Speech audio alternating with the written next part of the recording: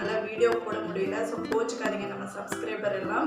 இன்றைக்கி என்ன ரெசிபி பார்க்க போகிறோன்னா புளியோதரை மிக்ஸ் தாங்க.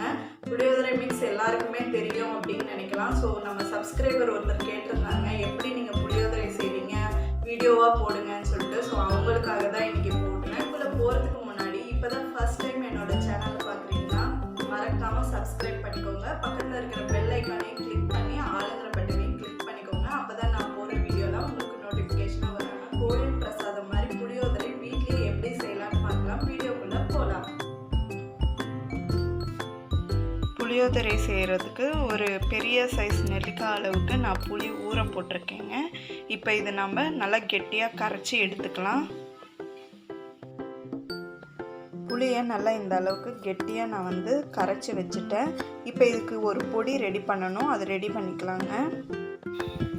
இப்போ கடாய் நல்லா சூடானதும் இதில் 1/2 டீஸ்பூன் வெந்தயம் சேர்த்துக்கிறேன், 1 டீஸ்பூன் ஜீரகம் சேர்த்துக்கிறேன்.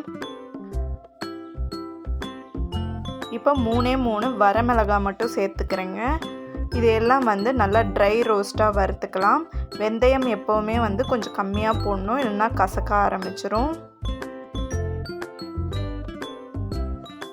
கமகமகமான வாசனை அடிக்குதுங்க. நம்ம வறுக்க ரொம்ப சூப்பராக இருக்குது. இப்போ ஸ்டவ் ஆஃப் பண்ணி இது ஒரு தட்டில் எடுத்து வச்சு ஆற விட்டுக்கலாம். தட்டில் எடுத்து வச்சுட்டேங்க, நல்லா ஆறட்டும். இப்போ இது நான் கொஞ்சமாக செய்கிறதுனால குவான்டிட்டி கம்மியாக போட்டிருக்கேன். நீங்கள் நிறையா செய்யும்போது நீங்கள் வெந்தயமும் ஜீரகமும் ஜாஸ்தி சேர்த்துக்கோங்க, வரமிளகாவும் உங்கள் காரத்துக்கு ஏற்ற மாதிரி நீங்கள் சேர்த்துக்கோங்க. வறுத்து வச்சது ஆறுறதுக்குள்ளார கடாய் வச்சு கடாய் நல்லா சூடானதும் அதில் நல்லெண்ணெய் விட்டுக்கிறேங்க. கொஞ்சம் அதிகமாகவே விட்டுக்கிறேன், டேஸ்ட்டு சூப்பராக இருக்கும். எண்ணெய் நல்லா சூடானதும் 1 டீஸ்பூன் கடலைப்பருப்பு, 1 டீஸ்பூன் உளுத்தம்பருப்பு, இது ரெண்டும் கொஞ்சம் செவக்க வறுத்துக்கலாம். அடுப்பு ஸ்லோ ஃப்ளேம்லேயே வச்சுக்கோங்க.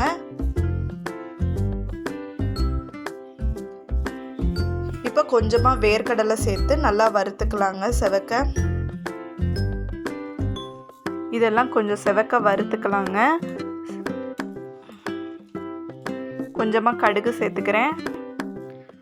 கடுகு வெடித்ததும் கருவேப்பிலை சேர்த்துக்கிறேங்க. இப்போ 3 வரமிளகாய் கிள்ளி வச்சுருக்கேன், அதுவும் சேர்த்துக்கிறேன். இப்போ எல்லாம் சேர்த்து கொஞ்சம் நேரம் கலந்து விட்டு வதக்கலாம்.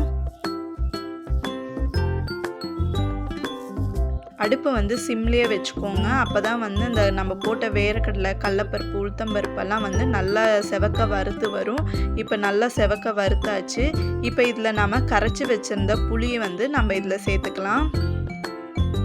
நம்ம என்ன தான் கையில் வடித்தாலும் ஏதாவது ஒரு வடிகட்டி வச்சு அதில் வடித்து வச்சுக்கோங்க. ஏன்னா அதில் மண் அதெல்லாம் இருக்கும், திப்பி திப்பியாக, அதெல்லாம் வடித்து வச்சுக்கோங்க.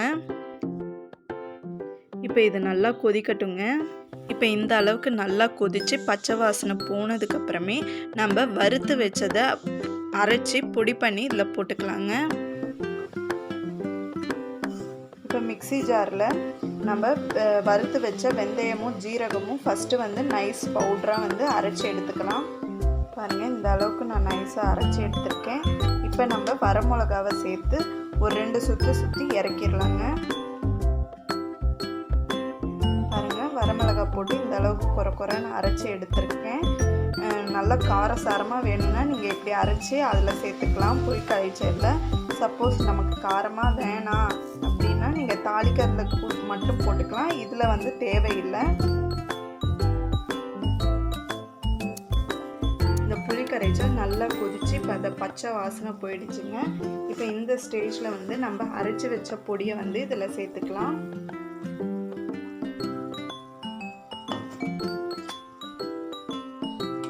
நல்லா கமகமகமான்னு வாசிக்குதுங்க. இப்போ இதுக்கு தேவையான அளவு உப்பும் சேர்த்துக்கிறேங்க இதுலேயே. இப்போ நல்லா கலந்து விட்டு ஒரு மூடி போட்டு மூடி வச்சுருங்க. சிம்மில் இருக்கட்டும். நல்லா கொதித்து எண்ணெய் பிரிஞ்சு வர வரைக்கும் நல்லா கொதிக்கட்டும். அப்போ தான் ரொம்ப டேஸ்ட்டாக இருக்கும் புளியோதரை. ஸோ இப்போ சிம்மில் வச்சு நம்ம நல்லா எண்ணெய் பிரிஞ்சு வர வரைக்கும் நல்லா கொதிக்க விடலாங்க. நல்லா கொதிச்சு எண்ணெய் பிரிஞ்சு வந்திருக்கு.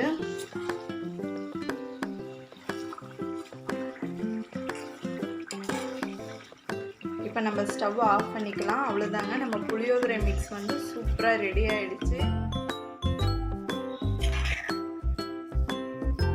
சூப்பரான புளியோதரை ரெடி ஆகிடுச்சுங்க. நல்லா சாதத்தை உதிரி உதிரியாக வேக வச்சு ஆற வச்சு நல்லா கலந்து சாப்பிட்டிங்கன்னா ரொம்ப சூப்பராக இருக்குங்க.